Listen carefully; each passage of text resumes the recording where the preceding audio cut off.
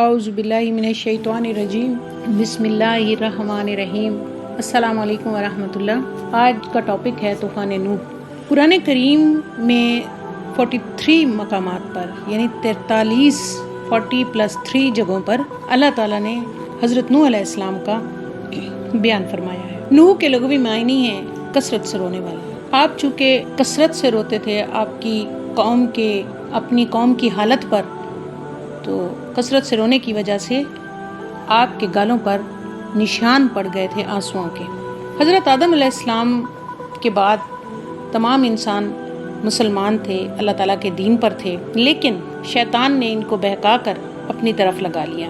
آہستہ آہستہ ان میں بگاڑ پیدا ہوتا گیا اور شیطان نے ان کے دل و دماغ اور ان کے خون میں دوڑ کر ان کے ذہنوں میں یہ بات پختہ کر دی تھی کہ آپ تصویریں بنا کر جہاں آپ کے بڑے بزرگ بیٹھتے تھے وہاں پر یہ تصویریں نصب کریں، ان کی بیٹھک کی جگہ پر، ان کے بیٹھنے کی جگہ پر۔ اس کے بعد اگلے سٹیپ میں شیطان نے ان کو بہکایا کہ ان کی جگہ پر ان کے مجسمے بنا کر نصب کریں، تو انہوں نے ایسا ہی کیا۔ پھر کچھ عرصے کے بعد ان کے ذہن میں یہ فطور ڈالا کہ اب آپ ان کی عبادت کریں اور ان سے مدد مانگیں، کیونکہ آپ کے بزرگ بھی ایسے ہی کیا کرتے تھے۔ تو اس طرح سے آہستہ آہستہ دین میں بگاڑ پیدا ہوتا گیا اور یہ مسلمان سے مشرک بن گئے اور بتوں کی پوجا کرنے لگے۔ ہر طرف کفر کا بول بالا تھا، آپ کی قوم کے تمام لوگ گناہوں میں مبتلا ہو گئے تھے، عبادت کا نام و نشان نہ رہا تھا۔ اور یہ تبدیلی کوئی 1-2 سالوں میں نہیں آئی، بلکہ یہ تبدیلی نسل در نسل آئی۔ اب سارا سال روزانہ روزے رکھتے تھے، صرف سال میں 2 دن عید الفطر اور عید الاضحیٰ کے دن روزہ نہیں رکھتے تھے۔ حضرت نوح علیہ السلام کے دور کے لوگ کہتے تھے کہ آپ عجیب نبی ہیں، غریب اور ذلیل لوگوں کو آپ اپنے ارد گرد جمع رکھتے ہیں، آپ کے نزدیک کوئی اعلیٰ رتبے والا یا کوئی معتبر انسان نہیں ہوتا۔ ہاں، ہم آپ کی بات تب سنیں گے جب آپ ان لوگوں کو ہٹائیں گے اور ہم آپ کے پاس بیٹھ کر آپ کی تبلیغ کو سنیں گے۔ قوم نوح یہ قوم دریائے فرات کے مغرب میں آباد تھی، کوفے کے آس پاس۔ بہرحال آپ نے بڑی کوشش کی اپنی قوم کو سیدھی راہ دکھانے کی، اللہ تعالیٰ کے راستے پر چلانے کی، ہدایت کا راستہ دکھانے کی، لیکن وہ ہٹی، بے شرم اور بڑی مغرور قوم تھی۔ آپ کا مذاق اڑاتے تھے، آپ کو دیوانہ کہتے تھے، آپ کو مجنون کہتے تھے، جیسا کہ نسل در نسل اور ہر دور میں اپنی نبیوں کے ساتھ ان کی قومیں کرتی چلی آئی ہیں، آپ کے ساتھ بھی ایسا ہی کرتے رہے۔ آپ 950 سال تبلیغ کرتے رہے اور بڑی مشکل سے 80 لوگ آپ پر ایمان لائے۔ آخر کار آپ تھک گئے اور آپ نے اللہ تعالیٰ سے دعا کی کہ میں مغلوب ہو گیا ہوں میرے رب، اب میری مدد کیجیے۔ اور آپ نے کہا اے میرے اللہ، ان سے انتقام لے۔ لہٰذا اللہ تعالیٰ نے آپ کی دعا کو قبول کیا اور بذریعہ وحی آپ کو حکم دیا کہ آپ درخت اگائیں۔ آپ نے درخت اگائے، یہ درخت 100 سال تک تناور ہوتے رہے۔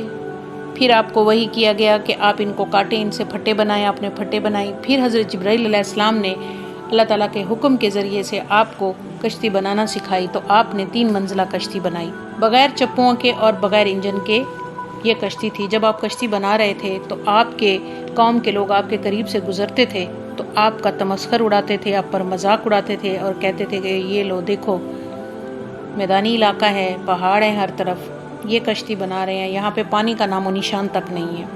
آپ نے ان کے سوراخوں کو تارکول سے بند کر دیا اور کشتی آپ کی مکمل ہو گئی۔ حضرت نوح علیہ السلام نے اللہ تعالیٰ سے التجا کی کہ اے میرے رب، مجھے کیسے پتہ چلے گا جب یہ عذاب آئے گا؟ تو اللہ تعالیٰ نے فرمایا کہ آپ کے گھر کے اندر جو تندور ہے اس سے پانی نکلنا شروع ہوگا۔ لہٰذا آپ نے کشتی بنا کر چھوڑ دی اور آپ اللہ تعالیٰ کے حکم کا انتظار کرتے رہے۔ اللہ تعالیٰ کا فرمان آخر کار سچا ہوا اور آخر کار اللہ کا وعدہ پورا ہوا اور تندور سے پانی نکلنا شروع ہوا۔ اللہ تعالیٰ نے آپ کو حکم دیا بذریعہ وحی کہ تمام جانداروں کو زوجین یعنی ایک جوڑا نر اور مادہ اپنی کشتی میں سوار کر لیں۔ اللہ تعالیٰ کے حکم سے تمام جاندار کشتی کے نزدیک آ گئے اور اس کشتی میں سوار ہونے لگے، اور سب سے آخر میں گدھا سوار ہوئے۔ گدھے کی پونچھ کے ساتھ ہی ابلیس یعنی شیطان بھی سوار ہو گیا۔ کشتی کا درمیانی حصہ یا دوسری منزل، اس میں انسان سوار ہوئے، بچے، جوان، بوڑھے، مرد اور عورتیں اور آپ کے اہل خانہ، ٹوٹل 80 مومن سوار ہوئے۔ کشتی کا تیسرا درجہ سب سے اوپر والا حصہ، اس میں سب پرندے سوار ہوئے اور سب سے پہلے طوطا سوار ہوا۔ اللہ تعالیٰ نے آسمان کو حکم دیا بارش کے تمام دروازے کھول دے۔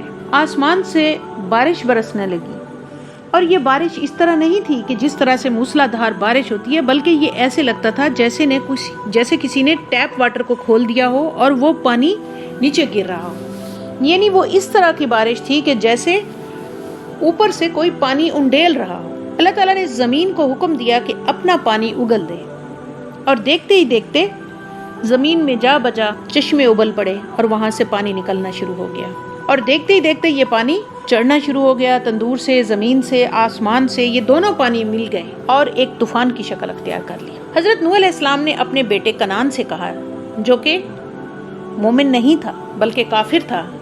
آپ کے 4 بیٹے تھے، ایک بیٹا آپ کا اس طوفان سے پہلے فوت ہو گیا، 3 بیٹے آپ کے مومن تھے، اور ایک بیٹا کنعان جو ہے وہ کافر تھا۔ جو آپ کے بیٹے مومن تھے وہ یافس، حافظ اور سام تھے۔ آپ نے اپنے بیٹوں کو بھی سوار کیا اور کنعان سے کہا، آپ بھی آ جاؤ۔ کنعان نے کہا، نہیں، میں نہیں آؤں گا، یہ پہاڑ مجھے بچا لیں گے، میں سب سے اوپر پہاڑ پر چڑھ جاؤں گا، میں چٹان در چٹان چڑھتا چلا جاؤں گا، یہ پہاڑ مجھے بچا لیں گے۔ اللہ تعالیٰ نے ایک موج کو حکم دیا، اور وہ اتنے زور سے آئی کہ وہ حضرت نوح علیہ السلام اور ان کے بیٹے کے درمیان حائل ہو گئی، اور دیکھتے ہی دیکھتے کنعان اس موج کی لپیٹ میں آ گیا، اور دیکھتے ہی دیکھتے غرق ہو گیا۔ حضرت نوح علیہ السلام نے اللہ تعالیٰ سے التجا کی، آپ نے مجھے میرے گھر والوں کو اپنی امان میں رکھنے کا کہا، وعدہ کیا تھا۔ اللہ تعالیٰ نے فرمایا، یہ کافر تھا، یہ تم میں سے نہیں تھا اور نہ ہی تمہارے اہل میں تھا، لہٰذا اس بات پر حضرت نوح علیہ السلام نے اللہ تعالیٰ سے استغفار کی۔ اب اللہ تعالیٰ کے حکم سے یہ کشتی چلنا شروع ہو گئی، اور اللہ تعالیٰ فرماتے ہیں کہ اس کشتی کا چلنا اور رکنا اللہ کی طرف سے ہے۔ پانی تمام پہاڑوں سے اوپر چلا گیا اور تمام کے تمام انسان ڈوب گئے، اور کشتی موجوں کے ساتھ چلنا شروع ہو گئی۔ یہ موجیں اتنی اوپر جاتی تھی، اتنی اٹھتی تھی کہ کشتی ہر موج کے ساتھ اوپر تک جاتی پھر نیچے آتی۔ اور اس کشتی میں جب سوار ہوئے تو اللہ تعالیٰ نے حکم دیا حضرت نوح علیہ السلام کو کہ اس کے ارد گرد کپڑا لپیٹ لیں۔ اس کی وجہ یہ تھی کہ کہیں یہ لوگ ڈر نہ جائیں، اتنا اوپر پانی اٹھ رہا ہے اور اس پانی میں اتنی اوپر کشتی اٹھ رہی ہے، تو ظاہر ہے لوگوں کے دل دہل جائیں گے اور لوگ پریشان ہو جائیں گے، تو لہٰذا کپڑا لپیٹنے کی وجہ سے وہ نظر نہیں آئے گا، سب کچھ وہ ہولناک منظر لوگوں کی نظر سے اوجھل رہے گا۔ 6 ماہ تک یہ کشتی پانی میں چلتی رہی اور آپ سب اس میں سوار رہے، اور آخر کار یہ کشتی چلتے چلتے 10 محرم کو جودی پہاڑ کی چوٹی پر آ کر رک گئی۔ یہاں پر یہ کشتی آج بھی موجود ہے۔ اللہ تعالیٰ نے اس کشتی کو حکم دیا، رک جا، تو یہ رک گئی۔ پھر اللہ تعالیٰ نے آسمان کو حکم دیا کہ اپنا پانی روک لے، تو بارش تھم گئی۔ زمین کو حکم دیا اپنا پانی نگل لے، تو اس نے آہستہ آہستہ اپنے پانی کو جذب کرنا شروع کر دیا۔ کچھ عرصہ اس طرح سے گزر گیا۔ آپ نے حضرت نوح علیہ السلام نے کبوتر کو متعدد بار حالات کا جائزہ لینے کے لیے بھیجا۔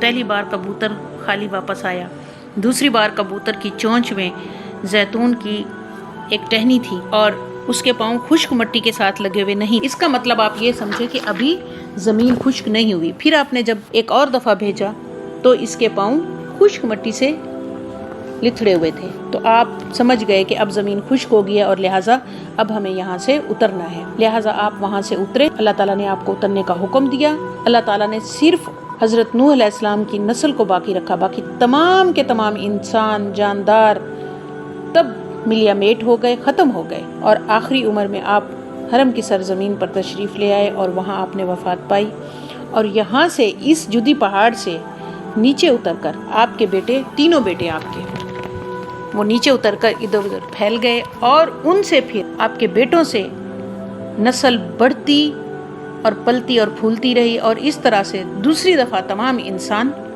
پیدا ہوئے۔ اس لیے آپ کو ابو البشر ثانی یا آدم ثانی کہا جاتا ہے۔ تو یہ تھا وہ طوفان جو حضرت نوح علیہ السلام کی قوم پر نافرمانی کی وجہ سے آیا تھا، اور یہ تھی وہ کشتی جو آج کل کے مطابق ترکی کے ایک پہاڑ پر 2 ٹکڑی کی صورت میں پائی گئی ہے، اور اللہ تعالیٰ نے اس کشتی کو بطور عبرت کے اور نشانی کے باقی۔ اللہ تعالیٰ سے دعا کرتے ہیں کہ اللہ تعالیٰ ہمیں اپنی تمام نافرمانیوں سے محفوظ رکھیں اور ہمیں ہدایت کا راستہ دکھائیں اور اس پر عمل کرنے کی توفیق عطا فرمائیں۔ آمین ثم آمین۔ السلام علیکم ورحمۃ اللہ۔